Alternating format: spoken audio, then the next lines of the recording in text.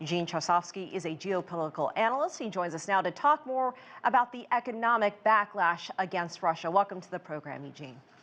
Thanks for having me. Will these new U.S. sanctions on the oligarchs really impact Putin's decision-making? Do these oligarchs have any influence on the Russian president? They do have a certain degree of influence over the Russian president, but no, in short, I don't think it will influence Putin's decision-making when it comes to the actual military operations on the ground in Ukraine.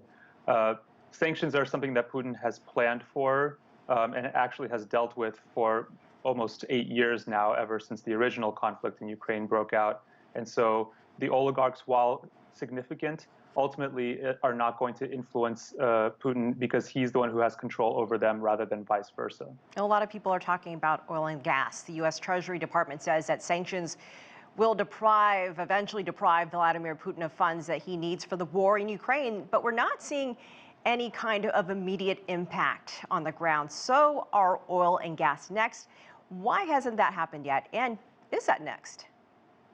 Well, the energy sector is really key because the dependency between Russia and especially Europe go both ways. And I think that's why we haven't seen the energy sanctions go into effect yet, and why the Europeans, at least, are going to be very hesitant to implement them.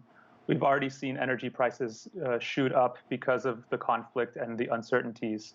And really, the Europeans have made some efforts at diversification, but still Russia is the primary supplier. And for Russia, energy still makes up about 40% of budget revenues. And while it has sought to expand and diversify to places like China, it's still a vastly smaller market. So in that sense, they're both dependent on one another and hesitant to move really harshly in terms of sanctions. Well, the Western sanctions so far are unlike anything that's ever been seen before. Many said that SWIFT would never happen, and here we are. So when you talk about that, we just talked about energy. What are some other options then, and how long can these sanctions last? Right. Well, I think the U.S. and EU have signaled they're going for a so-called phased approach to sanctions, and we've seen them ratchet up, as you said, to really unprecedented levels. But still, I don't think that the West thought that the sanctions would be enough to stop Putin. Essentially, it's going to inflict pain on leading officials and on Russian society in general in a longer-term scenario. So I don't know how much further they can go the energy sector, as you mentioned, although there's reasons why I think they're hesitant, as I said before. So really, it's a matter of waiting this out, because I think this is going to be a long game between Russia and the West over Ukraine. I mean, can these sanctions last for years? They've lasted for 8 years until now, and Putin had no reason to believe that they were going to ever be lifted, which is, I think, part of his decision-making in going further into Ukraine. Now, he's obviously escalated things quite a bit, and the sanctions and restrictions show for it. But, Putin has signaled that he's going after security first and foremost, and has prepared to the extent that he can for the economic isolation, at least from the West. We see other countries like Iran, Venezuela, Cuba. They've also suffered from sanctions, but those governments are still standing, and ordinary people seem to be suffering the most still. So are they not effective in those cases?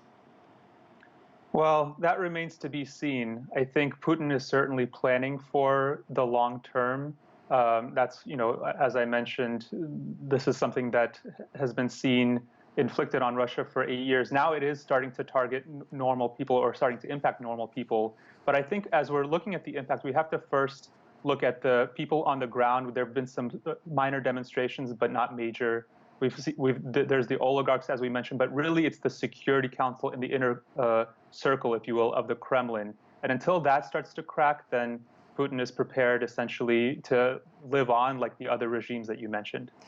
What do you make of the international coordination that you've seen over just the last few days when it comes to sanctions and more sanctions? Countries like Switzerland, Sweden, and Japan making some moves to counter what's happening in Ukraine. This is a key element of the Biden administration strategy, which is to get an international coalition, if you will. Obviously, the Europeans as partners, but even, as you said, Switzerland, Japan, other countries that may not normally act in this way, but see the severity of the actions that Putin has taken and are planning to essentially respond and try to isolate him. And so this is a key element of the U.S. moving forward in order to get that international support. This is such a fast-moving story. What do you see in the coming days and weeks ahead? Well, obviously, the first and foremost is the situation on the ground, which is still fast-moving. Russia has made some gains, but is facing significant resistance. In turn, how that shapes the political situation within Russia as it endures these sanctions and greater economic pain.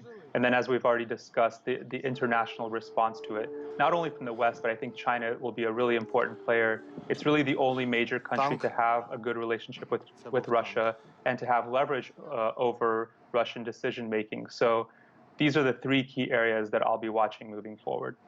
All right, Eugene Chausovsky, thank you so much. We appreciate your time.